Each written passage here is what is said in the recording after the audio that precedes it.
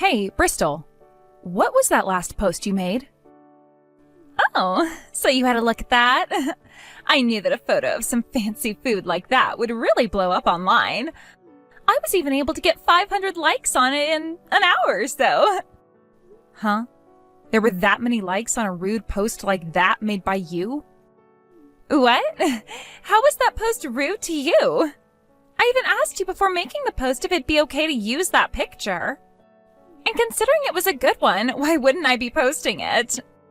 I'm not actually talking about the photo, but what you wrote about it under the photo.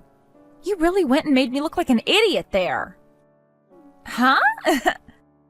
And those hashtags you used are even worse. Hashtag still a single woman and hashtag someone please marry me. You also talked about how you try and sell me to someone if that's what it took. I made that post because I'm worried about you, Katie. You're still in your 30s now and still single, right? I don't want to see my friend's sad appearance any longer. That's why I went and put those hashtags on my post in hopes someone good would come along and find it. I never asked you to do something like that for me, though. What is that attitude from you? I did that thinking I was doing the right thing for you.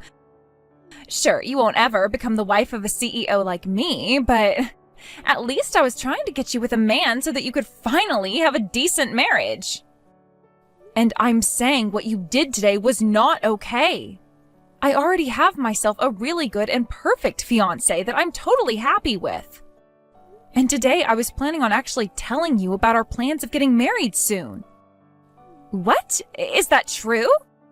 The reason I invited you out for a nice dinner today was in order to do that. But the whole time, all you wanted to talk about was yourself.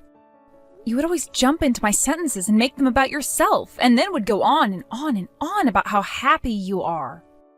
Because of that, I was never able to get to what I had to say. If that's what you wanted to do, then you should have said something sooner. I never noticed you had anything to say to me. But if you're really going to get married now, that's great. Now you'll finally be able to graduate from being a sad little lonely loser. So would you please go and delete that post you made right now for me? Sure thing. I'll go edit it saying that you're finally getting married. Now, you tell me about the man you plan on marrying. How much is he making a year? What kind of car is he driving right now? And does he have a place of his own, like a house? Hold on, Bristol. What do you think you're doing asking questions like that about my fiancé when you only just learned I planned on getting married to him? Aren't those some important questions, though? If you want to have a happy marriage, you will need to rely on the financial wealth that your husband has for you, right? Oh, could the man you're with be a business owner like my husband is? No, he's just your average office worker. But he's really happy with the type of work he gets to do. And because of that, he was recently looked at by Midori Commercial Affairs. That really is pretty amazing of him. Midori Commercial Affairs is that company where most people go from university to making $100,000 in their first year of working there without a hitch. If that's where he's going to be going, that must mean he really is a big deal. Wait, is it really that amazing of a company? I knew that it was a very famous company and all. You really have a good husband in there, don't you? That must mean that his family's pretty amazing as well then, right? Where is his family living right now? His parents have had a lot of money and properties as well, right? Actually, he doesn't have a father right now. Sounds like from a young age, his parents had divorced and he was left with his mother. What? So he only had a mom growing up? But his mother is a very interesting person. She's a very powerful woman, and to me, she's not only very kind, but the perfect woman. I think her and I will be able to get along really well. Katie, you need to end your plans of marrying that man right now, I think. The worst man you could marry is one that comes from a moneyless and fatherless family like that. What? From what you've told me, he seems to have plans of working at a very good company next and making some decent money there. But if he never had a good enough upbringing, then your future is sure to become rough for you. So I'm recommending you leave that man right now. Don't talk about his upbringing like that. And would you stop calling his mother moneyless just because her husband left her a long time ago? Uh-huh. What kind of an attitude is that now? I'm only being kind by worrying about you like this. I know that a mother-in-law like her will do nothing but cause you pain and frustration as you guys get older. I'm happy to hear that you're worried for me, but you're not helping right now. I happen to really love my fiancé, and I also happen to really respect his mother. So there's no thought in my mind of leaving this marriage we have planned. Is that right? I'm just trying to warn you is all, yet the fact that you're still going to go down that road to sadness makes you a certified idiot. So you're really against me getting married to him now? I wanted to invite you out to my wedding since you're a good friend of mine, and I was planning to have you give a speech for me and everything, but I'm not going to ask that of you anymore. What? Giving one of those speeches would be me standing out in front of everyone to talk about you, right? If that's what you wanted from me, then I'm in. I will definitely be coming to your wedding now. If I can have someone getting a ton of photos of me up on stage giving a speech, that will rocket me to fame on Instagram, won't it? What? I never said I was against you getting married to that man. I just felt bad for you as your friend for wanting to get married to a moneyless man like him. But if you're still wanting to marry him, go ahead and do what you want. Now that means you can still leave that speech you planned on having me do up to me. And make sure there's a really good photographer there during your wedding who will take amazing pictures of me, please. I made sure to send out all the invites for you.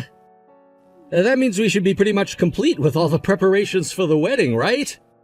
All we have left to do is make that guest list and set up the chairs and whatnot for all of them. That seems about right. I just have to finish deciding which dress I'd like to wear and what food we should all have for our dinner there. By the way, how did things go with finding someone to give a speech for you? I feel you should make up a special invitation just for them if they're going to be the one you choose to rely on, right? I already have that figured out. I already asked a longtime friend of mine to do it for me. But just in case, I was thinking of asking one other person to act as a sort of a backup, just in case. What? What do you mean by just in case? If your one friend is already saying they'll do it, then there shouldn't be any issues, right? When I first asked her to give the speech, she was really into it. But I don't think what she's going to have to say about me is going to be any good. And recently online, she's been saying things like, I don't want to do this after all, and this is a pain in my butt. She's saying things like that online? That woman happens to have a lot of secret accounts online. And perhaps she thought I'd forgotten about them all and was posting those things. But even if she's saying things like that about it, I can't just go asking her not to do it for me anymore. So she doesn't expect that her good friend is looking at what she's posting on that other account? Yet you still don't want to tell her not to bother now? That's right. That's why, just in case, I'm going to ask one other person to prepare a speech for the wedding. I would hate to have to ask someone last minute to get up in front of everyone without anything prepared for me. I think that's a good idea, then. I'd hate to put someone else in a nerve-wracking position like that. If you don't trust your one good friend enough, I think it's the right play having someone else ready to give that speech. I just really hope that she gets a grip since she's a friend of yours from when you were both young and really does give an amazing speech. I hope so too, and that hopefully means that things will be okay. By the way, have you figured out who you want to give your speech, Andy? I had a friend say that they'd been wanting to give the speech before I even asked anyone. He's a really good friend of mine from university, and the moment I went and told everyone I'd be getting married, he replied wanting to give the speech for me. That's so awesome! I'm happy to hear that you're still talking with a lot of your friends from then. And if I'm getting this right, I think I know the guy you're talking about. I haven't had a chance to meet him at all, so I'm really looking forward to seeing him at the wedding. He's a really amazing guy, so I can't wait for you to see him. Let's all have a really good time at our wedding. I'm sorry, Katie. I'm not going to be able to go to your wedding today after all. So could you please cancel that speech I was supposed to give? What? What's happened that's causing you to have to not show up now? Did you run into some issues on your way out here this morning? Not at all. I just don't want to go now, so I'm not going. I can't be seen at the wedding of some moneyless man. So I wanted to make sure to tell you I wouldn't be coming as soon as possible. What? That's a lie, right? You're just joking about not coming to your best friend's wedding with a reason like that, right? I would never joke about something like this. I won't be coming today, and I will most certainly not be giving that speech today now. Why would you wait until now to tell me this?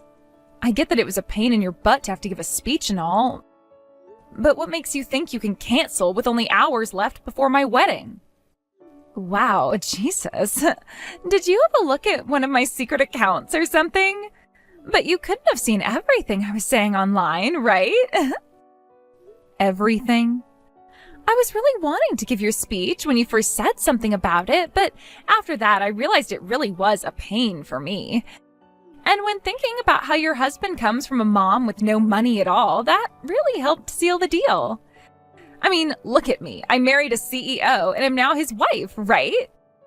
Which means that for the sake of my husband's image, I have to be more careful of who I'm hanging out with. What? Having said that, you understand what this means, right? If I were to go to the wedding of some moneyless lowlifes, I'd be tripping up my husband. Which is why I won't be getting to your wedding now, and that speech will have to be canceled. That's really mean of you, Bristol. How dare you cancel on the day of my wedding, and how dare you talk about your best friend like that? Oh, one other thing. Since I have you right now, I'm thinking about ending this friendship between you and I. I don't need a good friend who's on the path to becoming a lowlife herself. From today, you are no longer my friend anymore. That's right. You and I are no longer friends anymore. Your fault for getting married to a moneyless man like that. Now, you go and take me off the list, please. And forget about that promise I made to you about the speech. As the wife of a CEO, I can't be going to the wedding of the poor. Well, your husband, the CEO, is here. What? But you're not going to be coming now, right? I'll have to go and let him know that his wife will no longer be here today to give her speech with him. He told me that if you weren't going to come, he'd be willing to give a speech for me as well. So I need to go chat with him right now. Bye-bye. Huh? You hold it right there. What do you mean my husband is at your wedding right now?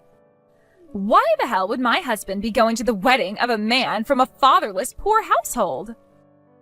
I only learned about this a little bit ago. Your husband and mine both went to the same university together. And not just that, but your husband was a year later than mine, yet they still became really good friends with one another. Are you kidding me? Your husband happens to run a company, right? And it's not just him, but his parents as well who run companies, right? That's right. Both of his parents have been running financing companies and have a ton of money themselves. And I became the wife of such a wealthy family. So why would my husband be willing to make friends with some moneyless man like your husband? Since the both of his parents had companies to manage, your husband never really had time to spend with them, right? I hear that your husband never even had a bite of any of the food that his mother could supposedly cook. Anyway, he went to university with my husband, and that's where they both became really good friends. And sometimes when they'd finish class, he'd go over to my husband's mother's place to stay the night. And at that time, he was able to enjoy all of the cooking that his mother would make. Then that led to them becoming even closer to one another, like they were both brothers or something. They're that close to one another? Even his mother likes to call him her second son, and your husband likes to call her his mother at times. That's the level those three are on. What? I always heard stories from my husband about how he had this really amazing friend from back in university. But then he'd explain to me that he'd became a very busy man, and that's why he was never able to go out and see him very often anymore. Today was the first time I've ever been able to see him, and my husband's first time seeing him for some time. But I never once knew that he was going to be your husband, of all people. Well, now that you mention it, he was saying that today he'd be going out to his friend's wedding, but I never thought that friend would be your husband. I never thought he was good friends with a poor loser who never had a father. He's just as shocked as we are. We never thought that there'd be such a connection between the three of us. But after having all been able to talk about it now, we can see just how crazy of a coincidence this has been. No way. And while we've been talking, you still had not arrived, and we joked for a second about how you might say you weren't coming last minute. We also joked with your husband about how if you didn't show up, he'd be able to give the speech for both my husband and I. I just never thought these jokes would become a reality, and I'd have to go ask your husband for such a thing. I can come out there right now. I'll even give that speech for you, so don't tell my husband anything. Don't take away that seat you have for me. Oh, don't force yourself to be here. Didn't you just tell me that you wouldn't come today so that you wouldn't trip up your husband any? I think as his wife, you being able to do such a selfless thing for you makes you a wonderful wife. So please don't worry about being here today. I promise to tell your husband what a thoughtful reason you had for not being here today. No! Stop that! I'm asking you to please not say anything to him. The wedding's going to start pretty soon here. See ya, Bristol. Why would you do this to me? After that wedding, you had my husband come home and he was furious with me. He came at me saying that I'd really gone and done it by embarrassing his best friend like that. If this ends up getting me divorced, I don't know what I'm going to do about you. My husband was never embarrassed by anything you did. Your husband gave such beautiful speeches for the both of us yesterday. And that left both my husband and myself very pleased. How could I have known they were great friends since university? I tried to tell him that, yet my husband didn't listen to a thing I told him. I am asking you to please have a word with him about how I'll apologize. No way. Why would I go and do that for someone who isn't even my friend? Huh? Yesterday you asked me that we stop being friends, right? If you were my friend, I think I'd be okay with trying to help calm down your husband and all. But since we're not friends anymore, your life has nothing to do with me. Then you let me talk with your husband right now. If your husband starts to talk with mine, then he'll have to listen to him, right? So I want to talk with him right now and have him tell my husband now not to leave me. Then my husband will have to listen to his good friend and leave me be. That guy would never listen to such a stupid thing from me. Sure, I may be a good friend of his, but he's not some idiot. What? Hello, and thanks for having been a friend to my wife. I'm her husband, Andy. I'm sorry for not showing up yesterday, but I didn't do it on purpose. I just had a lot of things mixed up was all. No need to give me such poor excuses. I heard from my wife that you loved calling me poor due to the fact that my mom and dad got divorced and I never saw him again. No, wait, that was, Now I'll go see what your husband has to say about this. And after he tells me how he feels, I'll let him know to get rid of you as soon as possible. What? The thing is, to me, your husband is a very special kind of friend. I would really like to see him happy, and if you're the one thing keeping him from being happy, then I need you to go. I don't find you the right fit for being my buddy's wife. Why are you saying something like that? Until yesterday, he and I were really close to one another. And we were told by everyone that he and I were always meant to be. You're meant to be with someone you always lied to? Also, he's been aware of your lies for a long time now, Bristol. What are these lies you're talking about? He's talking to me about them all the time, one being that you always bragged about being a good cook. And after getting married, he wanted you to cook for him all the time. However, recently, it seems he realized that you're not the great cook you always say you are after all. You happen to buy all the things you say you cook from a restaurant down the road. What? He was going on about you all last night at the after party. He was so fed up with you that he looked like a crazed man saying all the things he'd want to do to you now. He told us all that it was one thing being lied to by his wife about the things she'd done and that he could put up with it all for a while. But after you'd gone and said such terrible things about my wife and I and stood up our wedding, He'd had enough. What am I going to do? I didn't think he'd find out about the restaurant's food. I know very well how much my man loves to have good food. He always loved what my mom would cook for him, and that left him wanting a wife who could cook just as well. And when I heard for the first time that he'd married someone who could cook so well for him, I was left feeling thankful for that. Which is why now, after learning about your lies, I ask that you leave him. I don't want a woman like you around my friend anymore. No way I'm leaving him. I would never give up my life with a man of so much money now of all times. You listen here. You're still the poor one here, so don't do anything to get in the way of me and my money. Don't act like you're better than me just because he's your best friend. You're nothing more than a fatherless, poor sucker. You're right. I never grew up with a father. But ever since I can remember, my mom's been running her own business. And as for me, while working as an office man, I've run a store of my own, so you don't have any right calling my mom or me poor. What? Is that true? I'm making around the same amount your husband is right now, and that's another reason why he and I are so close to one another. We both like to talk about how we run our businesses and what we can both do to improve them. It's actually quite a fun time talking with him about all these things. You're lying. Making that much money even though you never had a dad? Now, I'm gonna have a word with him for you, so don't get in the way of this outcome, please. Your status never once went up just because you got married to a CEO, like you believe. All you are is a wife to him. That doesn't make you anyone special. And to most CEOs, that just makes you their pet. So don't think you have the right to judge anyone like you're better than them. Shut up! I'm not going to be divorced by him. I wonder about that.